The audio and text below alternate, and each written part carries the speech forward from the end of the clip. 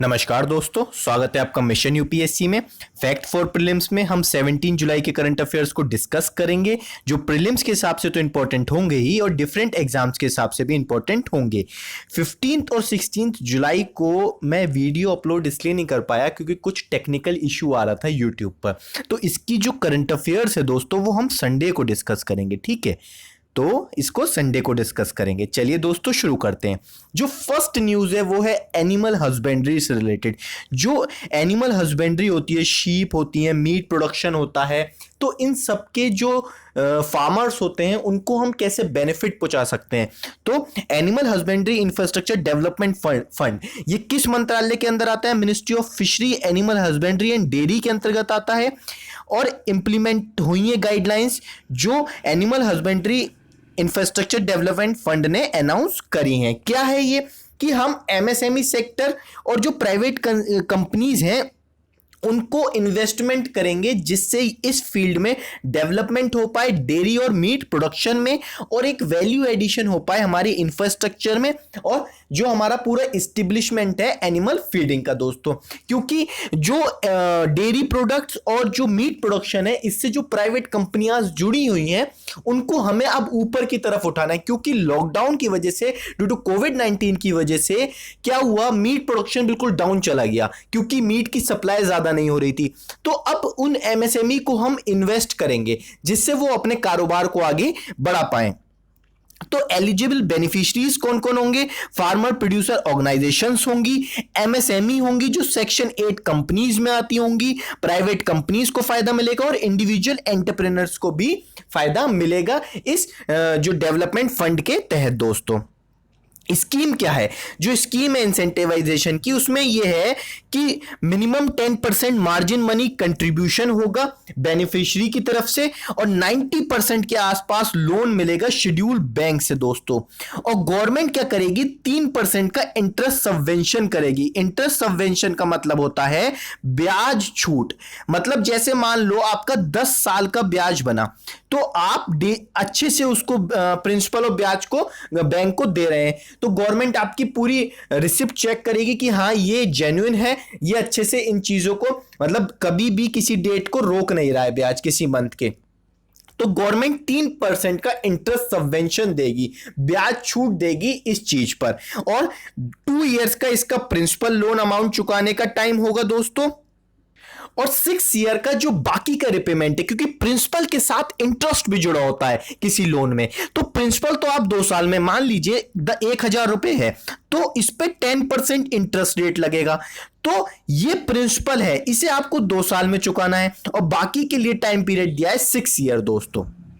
तो credit guarantee fund जो है ये 700 करोड़ का पूरा एक फंड है, 750 करोड़ का, जो मैनेज होता है नाबार्ड के द्वारा, ठीक है। और जो क्रेडिट गारंटी दी जाती है वो एमएसएमई सेक्टर को दी जाती है और गारंटी कवरेज होता है 25% का। गारंटी कवरेज क्या है कि एक अथॉरिटी ली जाती है कि अगर ये इंसान पैसे नहीं देगा तो हम इनके पैसे लौटाएंगे, दैट इज गारंटी कवरेज। तभी तो शेड्यूल बैंक लोन देंगे ना, वरना किसी बैंक को क्या मजा आ रहा है पैसे देने में एमएसएमई सेक्टर को, ये प्राइवेट कंपनीज को, अगर वहां से लौट के ना आए। तो ये पूरा इसके तहत देखा जाता है। और दोस्तों जो इसका इंफ्रास्ट्रक्चर है, जो इसकी स्ट्रेंथनिंग है इस सेक्टर की, वो भी मजबूत होगी जैसे जैसे हम इसमें इन्वेस्ट कर रहे हैं। और सिडबी का एक पोर्टल है उद्यमी मित्रा, इस के तहत भी इसमें डेवलपमेंट हो पाएगा, इंफ्रास्ट्रक्चर के लोन इसके तहत भी मिल पाएंगे। बेनिफिट्स क्या होंगे? सिंपल सी बात है, हमारा एक्सपोर्ट बढ़ेगा, वैल्यू एडिशन बढ़ेगी इन कमोडिटीज में, और फार्मर की इनकम बढ़ेगी। अरे भाई, जब पैसा ले रहे हैं फार्मर्स और उस पैसे को इन्वेस्ट कर रहे हैं, तो इन्वेस्ट तभी तो कर रहे होंगे ना जब प्रॉफिट होगा वहां से, ठीक है। और अगर वो प्रॉफिट नहीं हो पाए और बैंक का लोन नहीं चुका पाए तो कौन देगा? जिसने गारंटी ले रखी है। तो ये सब चीजें हैं और इससे डायरेक्टली और इनडायरेक्ट लाइवलीहुड भी बढ़ेगा। इनडायरेक्ट कैसे? मान लीजिए कोई डेयरी प्रोडक्शन करता है कोई फार्मर, तो उससे जब दूध बिकने जाएगा सप्लाई होने, तो एक व्हीकल यूज होगा, उस व्हीकल की जो सप्लाई होगी उसमें पेट्रोल यूज होगा। तो ये इनडायरेक्ट करके एम्प्लॉयमेंट जनरेशन होती है कि कोई पेट्रोल डालेगा तो वो भी एक एम्प्लॉयमेंट जनरेशन है, ठीक है, उससे एम्प्लॉयमेंट जनरेट होगा दोस्तों। नेक्स्ट न्यूज है इंडिया और नेपाल के बीच, सॉरी, इंडिया और भूटान के बीच। ये भूटान और ये इंडिया के प्राइम मिनिस्टर दोस्तों। तो इंडिया और भूटान के बीच ये न्यूज है। पहली बात, मैं आपको कुछ बैकग्राउंड में लेना चाहूंगा। इंडिया और भूटान के बहुत अच्छे रिलेशंस हैं इंटरनेशनल में, कोई डिस्प्यूट नहीं है किसी भी बात को लेके। और दूसरी चीज जो है, हमारे कल्चरली इश्यूज हैं, बुद्धिस्ट पीपल्स जो है, तो ये एक बेनिफिट है। और इंडिया भूटान की तरफ हमेशा सॉफ्ट पावर डिप्लोमेसी ही अपनाता है। और इंडिया और भूटान की एक ट्रीटी भी है दोस्तों, जिसे कहते हैं फ्रेंडशिप ट्रीटी। उसके तहत ही जो डोकलाम में इशू हुआ था 2018 में चाइना के साथ, वो इंडिया ने इसके तहत ही देखा था दोस्तों। तो न्यूज ये है, न्यू ट्रेड रूट इंडिया और जापान के बीच, इंडिया और भूटान के बीच में इनॉग्रेट हुआ है। जायगोन एक जगह है वेस्ट बंगाल में, और पसाका एक जगह है भूटान में दोस्तों। ठीक है, तो अब इससे बेनिफिट क्या होगा? अब ट्रेड रूट बन रहा है, तो आप हमेशा याद रखिए, अगर रोड बन रही है ना, तो बहुत बेनिफिट है। क्या कि अच्छे से सप्लाई हो पाएगी उस एरिया में, क्योंकि रोड बनी हुई है। लॉजिस्टिक की जो सप्लाई है, डेली कमोडिटीज की जो सप्लाई है, वो अच्छे से हो पाएगी। और अगर वो इंडस्ट्रियल एरिया है तो बहुत अच्छी बात है। तो रॉ मटेरियल की अच्छे से सप्लाई हो पाएगी, और गुड्स की पसाका इंडस्ट्रियल स्टेट में। और ये हम क्यों कर रहे हैं भूटान के साथ? क्योंकि हमारी जो नेबरिंग कंट्रीज है, उनको हमें अच्छे से अपने साथ लेना है, उनको चाइना डाइवर्ट ना कर दे, ठीक है, अपनी डेप्ट पॉलिसी के तहत। दूसरा, हमारा ट्रेड और कॉमर्स बूस्ट होगा। और तीसरा, जो कंजेशन है, मतलब इस रोड की वजह से जो आस पड़ोस के रोडों पे जाम लगता है, वो भी कम होगा दोस्तों। नेक्स्ट न्यूज है नाबार्ड। ये अंडमान निकोबार का पिक है। तो नाबार्ड ने अंडमान निकोबार में इन्वेस्ट किया है। कैसे, देखते हैं। जो नाबार्ड है, उसने एक प्रोजेक्ट लॉन्च किया है अंडमान निकोबार में। उसकी वर्थ है 44 लाख रुपए। ऑब्जेक्टिव क्या है? जो सेल्फ हेल्प ग्रुप है उनको फायदा हो, क्योंकि अंडमान निकोबार में ट्राइब्स रहते हैं, तो और वो एक तरीके से आइसोलेटेड एरिया है इंडिया से, तो इस वजह से वहां पर ज्यादा प्रोजेक्ट और ये सब नहीं हो पाते, and totally surrounded by Indian ocean. तो इस वजह से यहां पर नाबार्ड ने भी एक नया इन्वेस्टमेंट की तरफ बढ़े हैं, जो सेल्फ हेल्प ग्रुप के लिए इन्वेस्टमेंट है। स्किल डेवलपमेंट होंगी सेल्फ हेल्प ग्रुप की इस टेरिटरी के अंदर, और अराउंड 385 विलेज को ये हेल्प करेगा, जिसमें 10 लाख रुपए एसएसजी को, न्यूली फॉर्म्ड एसएसजी को 10 लाख रुपए की एड मिलेगी दोस्तों।